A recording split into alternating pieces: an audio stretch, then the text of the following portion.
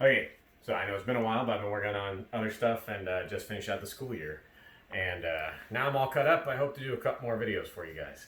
Um, so, for those of you who've been following, there was a sword competition where you submitted you doing a solo practice, and it got voted on, and you got ranked first, second, third, things like that. For that competition, I finally sat down and put together a basic kind of kata style form. If you've ever done martial arts and you've got the parry, kick, reset, that sort of thing, I made one I've been wanting to make for sword fighting, trying to incorporate every tiger move. I'll put a link to that in the description for this one. But it's fast, it's got all the moves put together, there's no breakdown for it, and a lot of people who watched it reacted very confused to it. They weren't sure what I was doing in it because they don't know my style. They don't understand what's going on in it.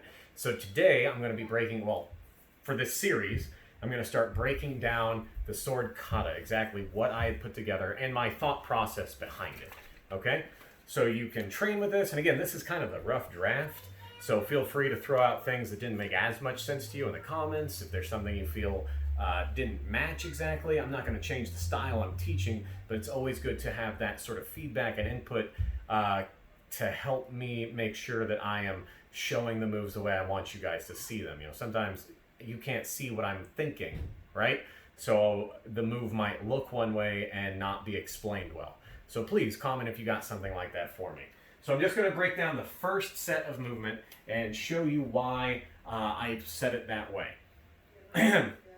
So real quick, I'm just going to walk through all of it, and then I'll break it down and show you modifications you can do for you. So from your unguard, and again, I fight in a low guard, so this is designed to work from a low guard. The first move is a standard retreat, parry 6. Retreat, parry 6. Now there's two kinds of parries you can do here. And you know what? I'll get to that afterwards. Let me just show you how it looks first. We're going to break down the initial set, and then I'll break down the initial parts. We'll demo the whole set, and then we'll break down the parts. So it goes 6, lunge, 5, crossing my center line with the recover, right? Stepping into a J stroke, lunge, 7, recover. Just that far. That's as far as we're going for this one. Now I'll break down all the parts and why we're doing them. So your first move is a retreat with a parry, because that's what we always practice. When we parry, we take a step back. Gives us more time to get the parry, or change the parry if we have to change it. So first move from your low guard is going into a parry 6. Now you have two ways you can get here. I demoed the beginning level 1 because I want you guys to work on that. There is a higher level 1 I'll show you as well. So for your first retreat and parry from your low guard, you're going to circle your guard through, let me get back here so you can see. Circle your guard through your center line, boom, and come to a parry 6. So I am aligned, pommel, tip, elbow, straight line there. So if a sword comes at me straight, I gather that blade and guide it outside of my body, remain a threat the whole time. That's the theory, right? So from my low guard, I step back, circle 6. My offhand guard's down here because if they come off here, where's their next line? Got it? 6. From here, I begin my lunge. Lunge. Now, let me show you how to modify this for advanced.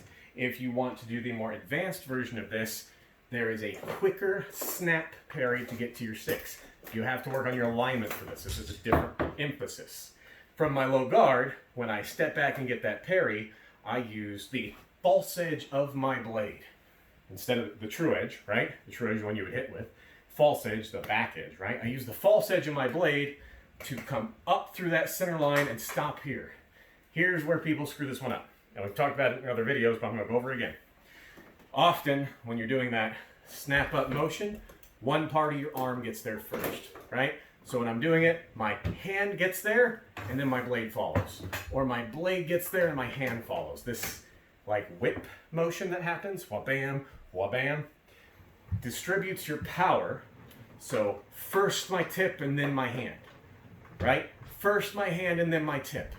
The power is being distributed throughout my blade unevenly.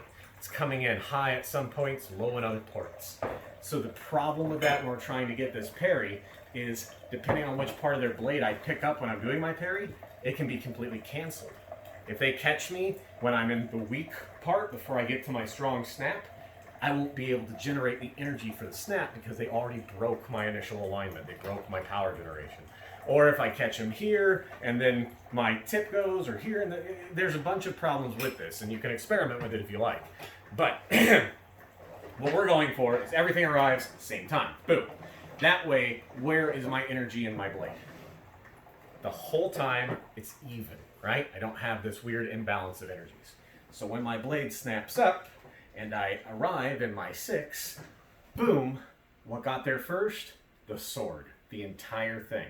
So all of it's generating in that. Now notice, this 6 and this 6 are very similar. I'm still guiding my opponent out of my outside my body. My tip remains a threat. All of my core mechanics remain the same. I just drop the extra motion of circling and angling into one swift snap movement. That's the modification you can work on if you want to build on that. Modified 6, okay? So again, we do our, I'm going to use circle 6 again for demonstration purposes. I'm going to do my circle 6 guard, and then I will extend lunge, right? Extend lunge. Now, if I had their blade here, this is where my theory is for why we do a 5 next. If I had my blade here, and they try coming over the path of least resistance, I come to 5. Got it? So if I've bound you in a 6 maneuver, if I bound you on the top of my blade, I want to guard that high lane. Now, they could go low. I'm not saying that things can't go any way. It's a fight, right? Things you weren't expecting are going to happen. What I'm saying is that you want to be able to guard the most likely counter. And this is just one to practice, okay? So we get our parry 6, lunge, 5. Now I'm going to guard the center line, everything down the middle, right? By transitioning down that way. Transition as I recover. Got it? So, one more time together. Coming up to a 6, lunge, 5, close the door as I go out. Got it? Next, we're going into our J-stroke movement. This is called a J-stroke movement because, and this can be done in a variety of ways, but watch tip my sword, right? If I come up and land, notice I draw a J, right? This can be done from a variety of angles. You can see this is an upside down J, right? I could do it in a high to low J. It doesn't matter. Your opponent's blade placement and your blade placement are what decide where this goes.